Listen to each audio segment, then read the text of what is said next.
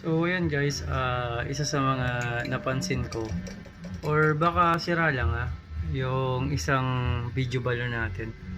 So ito ay network cable. Ayan. Then meron tayong 5 or I think anong MP ba nito? Ayan, from Dico. Ayan, video balloon. Video balloon ang tawag diyan. Then connected sa HIK Vision or Hikvision. Then ito yung play nya. So meron kasing lumang nakakabit dito or baka defective lang kasi tinry ko isang bago tapos lang luma, walang connection. So tinry ko, parehas na sila. So ayan, nagkaroon na siya. Ayan.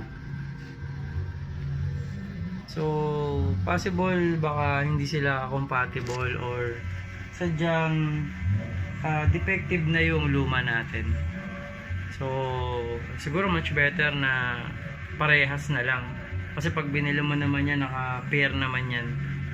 So nagbaka sakali lang ako pero negative pala. So ayan, update lang tayo. So siguro try ko rin dito yung Cat 7 na cable.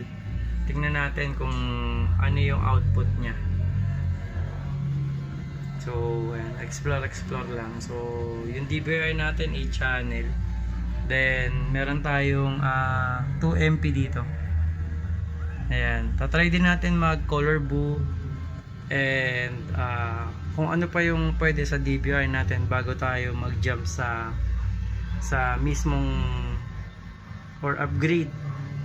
Ayan, so ayan ang ating tagabantay, galing pa yan ng 100 Island. Hello excited ang ating Pragelog. Excited yan. Nanginginig-ginig pa. So yun lang guys, bye bye.